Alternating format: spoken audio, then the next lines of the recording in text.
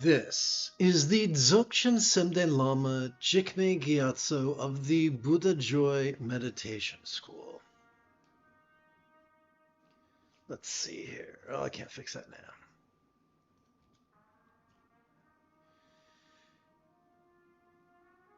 now.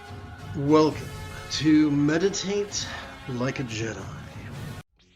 This evening, let us recite the second half of the Dzogchen classic Spaciousness of Vajrasattva, known in Tibetan as Dorje Sempa Namka Che.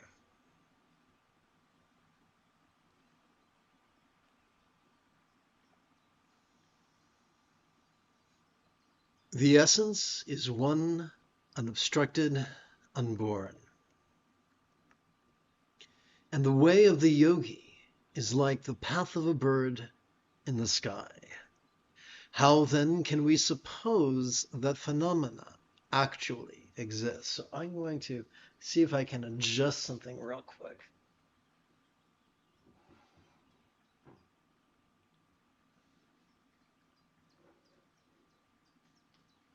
Okay. Whew, that was tight. Let's go over here. Okay. See if that works. Let's go over here and see what's going on this camera.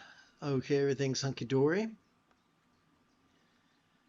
Inner and outer phenomena are both the one real condition, which is not an object to be grasped by the conceptual mind. The things of this world are mere names based in mistaken concepts, and so it is we fail to experience the equality of deep contemplation.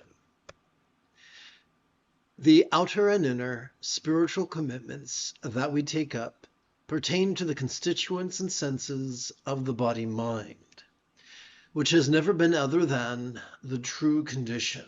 Therefore, it is no benefit. Take two. There is therefore no benefit in talking about spiritual commitments. Appearances, symbols of the all-good, never change into something other than presence. Never being other than presence, appearances are therefore wisdom. In the absence of grasping, nothing has a self-identity. Absent rejecting, there is only the equality that transcends speech. All possible circumstances and all beings in them arise non-dually from the pristine continuum. In the purity of divine presence, there are no distinctions as male or female. In the domain of reality, there is no talk of getting somewhere by means of effort. And yet some say that by using the powers of sound, one can generate the bliss of a magical illusion. The true condition cannot be grasped conceptually, but appears in varied ways according to how one views it. To strive for bliss, desiring it to manifest, only generates obscurity and confusion.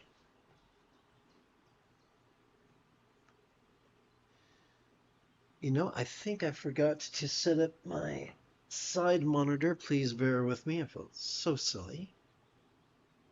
Let's see here.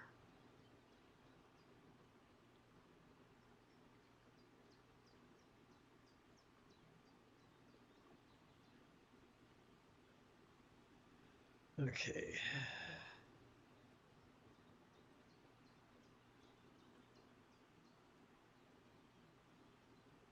Fabulous. Woohoo!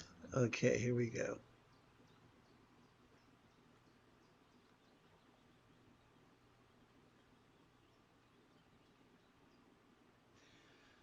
Meditating on the appearances of a deity is like meditating on the reflections of the moon in water. Although such meditators strive to be undefiled and unattached, their practices are like child's play. One may even identify fully with a wrathful deity in a mandala of wrathful attributes, and unmistakably manifest the seed syllable, and yet not experience the suchness in which concepts disappear. One may crop a palm tree or burn a seed to prevent them proliferating, and some teachers even advocate such a destructive approach for students who wish to overcome their emotional problems. Moreover, there are hundreds and even thousands of methods for practice, and they all blossom in their own way. But since pristine awareness is beyond characteristics, it is not revealed by practices such as these. Blessed are the yogis who abide continuously in the true condition, not discriminating between self and other. They enjoy the magical illusion while abiding in the great perfection.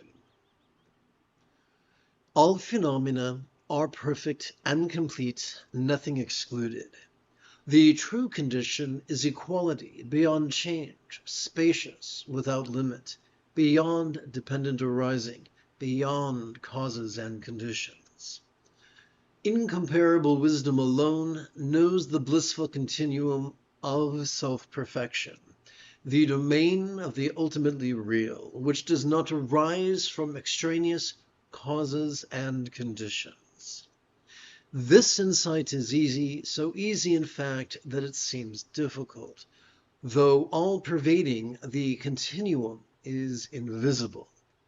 It cannot be pointed out by saying this is it, not even by Vajrasattva himself.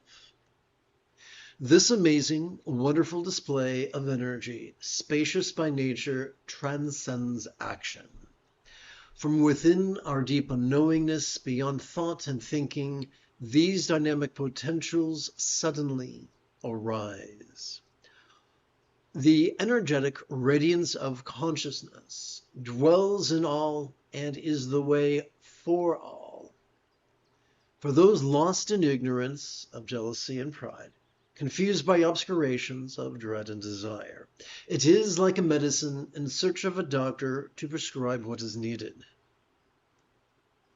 From within the field of our understanding, bliss arises, revealing the ordinary world as pristinely pure.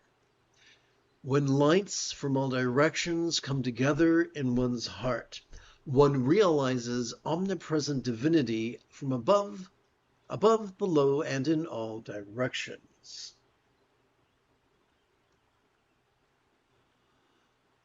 From the colors of the rainbow, the primordial families and their qualities are manifest.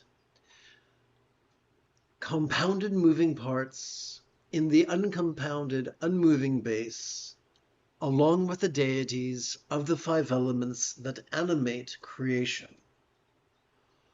Notions like past, present, and future cannot comprehend the nature of the unborn, unceasing. In truth, nothing arises, nothing ceases. The wisdom of Source unifies all and dispels any such notions. Equal in all its manifestations, there is nothing to gradually arrange. All forms being one in reality, nothing needs to be dedicated in any direction. We may accumulate and arrange our various offerings, but since they occur naturally, they need no arranging or distribution. The true condition being intrinsically perfect, there is no need to make offerings. Pure from its inception, the pristine continuum is already wisdom nectar. There is no need for our minds or our senses to visualize or intend. All phenomena are already arrayed and consecrated by the mind's judgments. The spiritual power of clear seeing is the equipoise of contemplative stillness.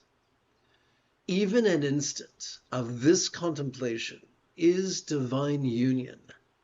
The satisfaction of this union fulfills all spiritual commitments.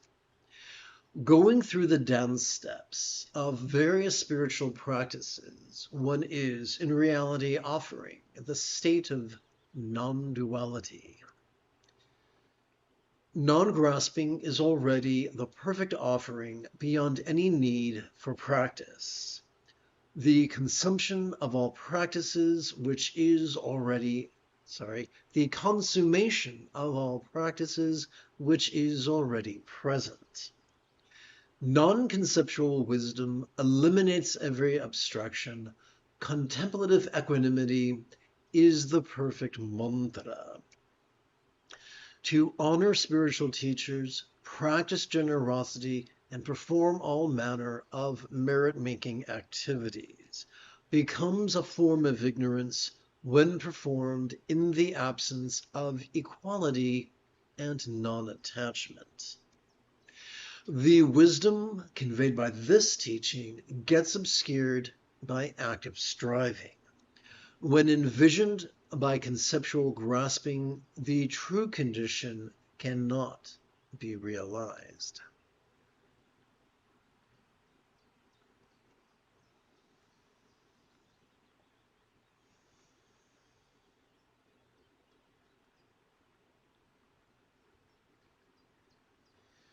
For the remainder of this evening's live stream, together, let us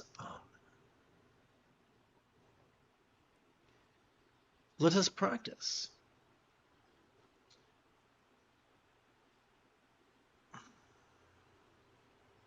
The most efficient way for us to gently invite our subtle energies to coalesce in our lower abdomen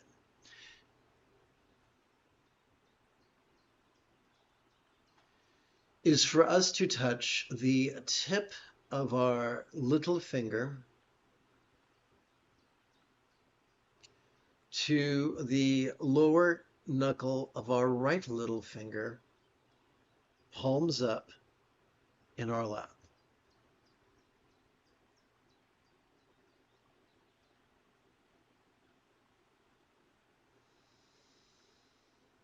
The most efficient way for us to practice mindfulness is for us to silently and mentally recite the demonstrative pronoun this every time we inhale with our diaphragm. The most efficient way for us to meditate is to silently and mentally recite the verb rest every time we exhale from our diaphragm.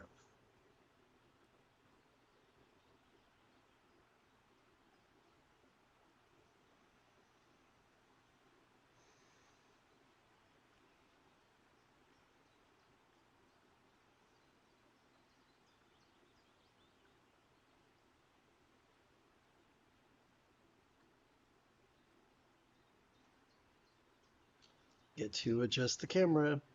Oh, that's actually better.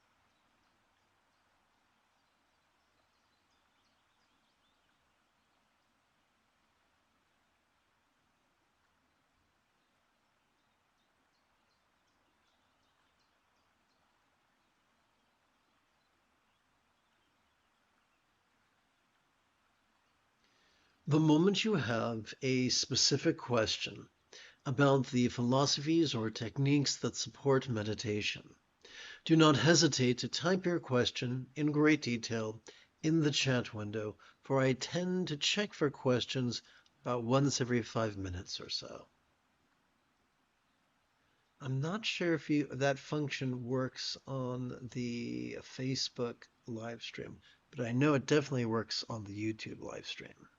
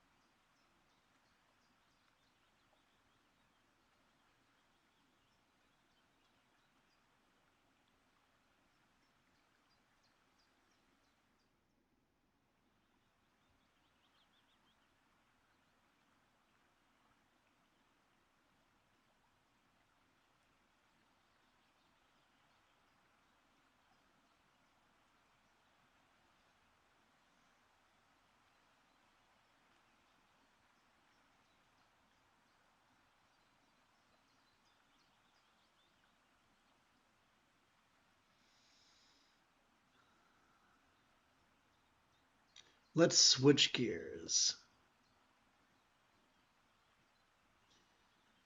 The most efficient way for us to gently invite our subtle energies to coalesce at our crown is for us to touch the tip. Oopsie, got to make sure I'm on the YouTube camera. It's for us to make sure the tip, or to touch the tip of our left index finger to the lowest knuckle of our right index finger, palms up in our lap. The most efficient way for us to practice mindfulness is to silently and mentally recite the demonstrative pronoun this every time we feel air enter our nostrils. Similarly, the most efficient way for us to practice meditation is for us to silently and mentally recite the verb rest every time we feel air exit our nostrils.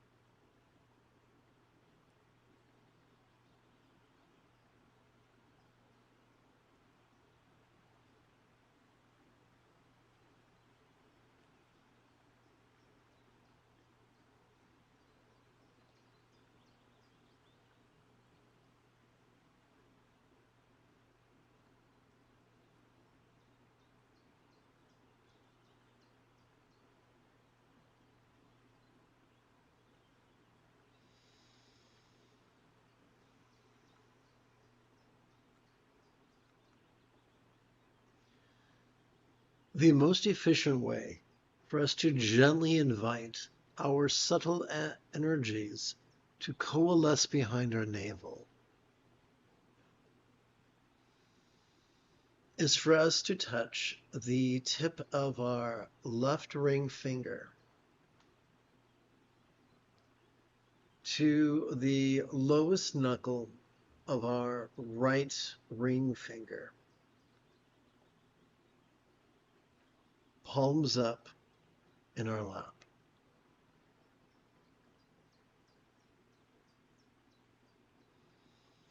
The most efficient way for us to practice mindfulness is for us to silently and mentally recite the demonstrative pronoun this every time we feel our diaphragm inhale. Similarly, the most efficient way for us to practice meditation is for us to silently and mentally recite the verb rest every time we feel our diaphragm exhale.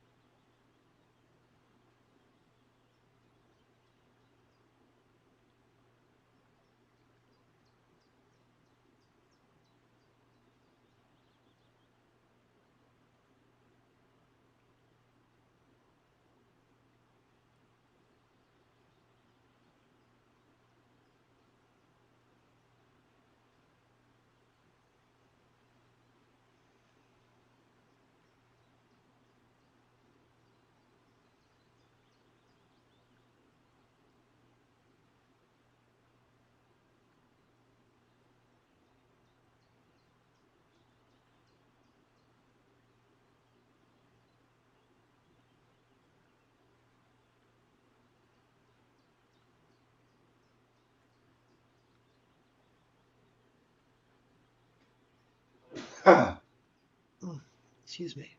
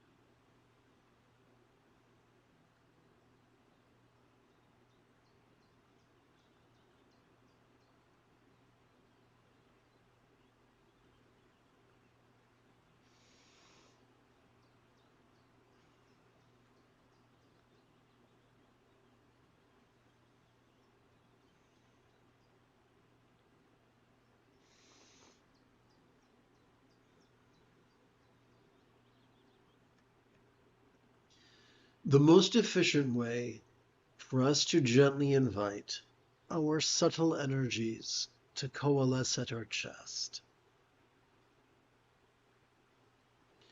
is for us to touch the tip of our left middle finger to the lowest knuckle of our right middle finger, palms up in our lap.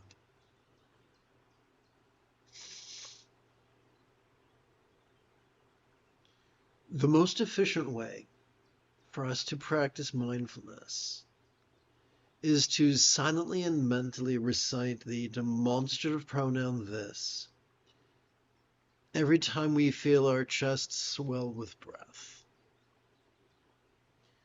The most efficient way for us to practice meditation is for us to silently and mentally recite the verb rest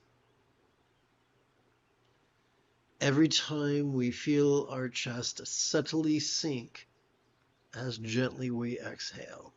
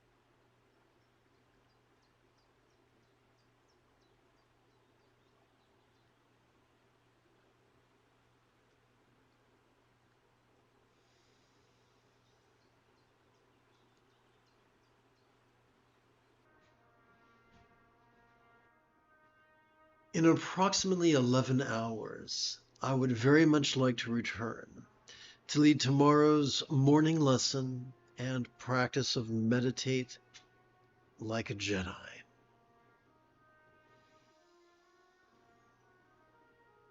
And if you are as geeky as me, may the Force be with you always.